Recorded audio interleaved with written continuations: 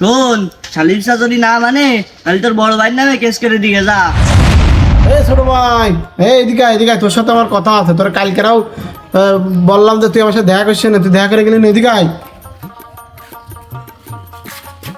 কি আছে কও? বলতেছি আব্বা মরে যাওয়ার পরে বলিল যে পুকুর দুটো, একটা পুকুর তুই নিশানে আর একটা পুকুর তোর ছোট ভাইদের অ্যাকশনে। তো বড় পুকুরটা তো আমি হচ্ছে কিনে চাষবাস করে খাচ্ছি, তা ছোট পুকুরটা তুই নে। আমি দরকার হয় তোর এই বড় পুকুরের ওখান থেকে কিছু মাছ টাছ দিবা নে। আহা বললি হয়ে গেল। তুই বড়, তুই ছোট পুকুরটা নিবি, আমি ছোট পুকুর নিতে দেবো কেন?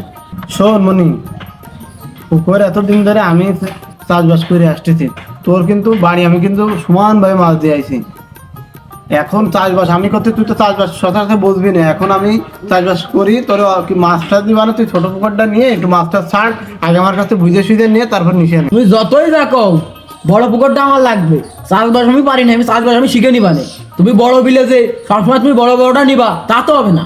রাধন, তুই এই পুকুর চাষবাস করতে পারবেন না।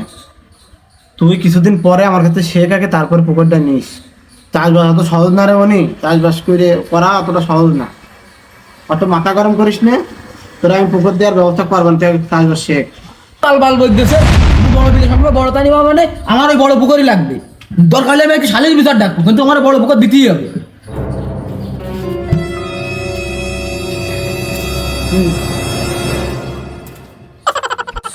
হে রাধন, রে যাইস নে, খালিস বিচার ডাকিস নে।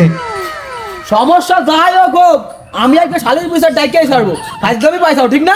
এ, তুই যে সালিস বিচার ডাকবি, সালিস বিচার ডাকলি ওই মেম্বার চেয়ারম্যানের আর ওই যে মাতুব্বরের কিছু গুইতে না দিলি সে তারা সালিস করতে আসবেন না। আর তুইও টাকা মারবি না, শেষকালে আমারও টাকা মারা লাগবে না, ক্ষতি হবেন কাইগের, আমাদেরই হবে না। যাইস নে, এইদিকে আয়, শুনে যা, এইদিকে আয়। বাড়া বাড়া বলতেছে আমার টাকা পয়সা যা যাক যাক, আজকে আমি শালির ডাইকেই ছাড়বো। ওই পুকুর আমার লাগবেই। তুমি ফাইজলামি পাইছাও ঠিক না? টাকা পয়সা আমার যাক। এরকম সব শুধু ভেঙে চুরে খাচ্ছে। হ্যাঁ কি হয়েছে রে? আর বাড়া বাড়া বলছি না দিদি, আমার বড় ভাই দাঁত তাই করে বাড়াবে।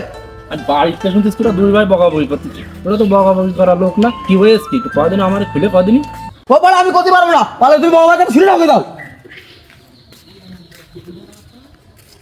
কি বিয়াদব হয়ে গেছে এ? চাচার সাথে এইরকম বিয়াদবি করতেছে, তার মধ্যে বড় বিয়াদব হয়ে গেছে এ। ও বড় ভাই হয়েছে, ওই বাপের সব জমি মমি সব তো দখল করে খাচ্ছি। এই গাছ কটা আমি নিতে চাইলাম, সে গাছ কটা ও নিয়ে মাইকে পচাইতেছে, তা আমার খাইতেছে না। এই গাছও আমি বেচবো, শালিশও আমি ডাকবো, যত টাকা লাগে আমি দেবো। একা একা কাজটা বলতেছি। আর কইস না রে ভাই, আমার বড় ভাইটা বড় পুকুরটা ভোগ করে খাচ্ছে। আবার আমি দুটো গাছ মারতে চাইলাম, সে গাছ আমার মারতে দিইনি। তো গাছ মাইরে এনি ফেলা রেখে পচাচ্ছে, তাও গাছ আমার দিইনি। তা এখন আমি শালির বিচার ডাকবো। ও এই কথা, তো শালিশা স্যার ডাকিছিস তুই? শালির বিচার তো ডাকিছি। শোন, শালিশা যদি না মানে তাহলে তোর বড় ভাইয়ের নামে কেস করে দিয়ে যা। শোন, শালির বিচার তো মানাই লাগবে। আর শালির বিচার যদি না মানে তাহলে তোর কথা মতো আমি কেস করেই দিবানি। হ্যাঁ হ্যাঁ, এই তো বুঝতে পারছিস, তাহলে কেস করে দিবি। এই তো মেলা দিন পরে সুযোগ পাইছি, বাবাই দিছি।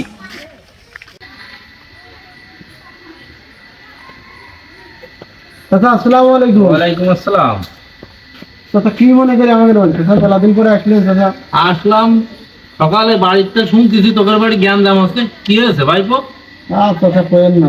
চাচা আপনারা তো জানেন আমার আর আমার ছোট ভাইয়ের ভিতরে সম্পর্কটা কতটা গভীর ছিল, কতটা ভালোবাসা ছিল। আমি আমার ছোট ভাইরে আমার ছোট ছেলের মতো দেখি। বাপ মরে যাওয়ার পরে আমার ছোট ভাইরে আমি সন্তানের মতো মানুষ করতেছি।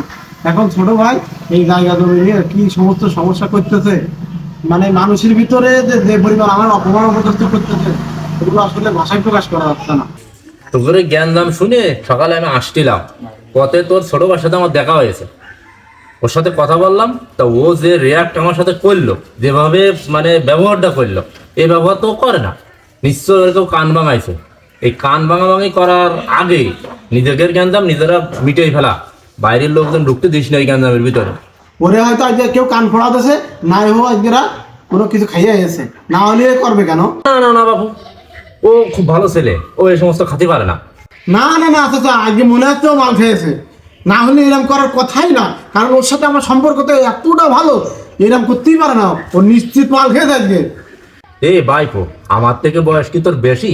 এই সমস্ত পাইকেছি এমনি নাকি? ও এই সমস্ত খাতেই পারে না। চাচা তো যা করে করুক গে, এখন আমাদের কি করা যায় একটু পরামর্শ দেন দেখি। শোন ভাইপো, তুই তো জানিস কিছুদিন আগে আমাদের বাড়িতে গ্যাঞ্জামটা হইলো।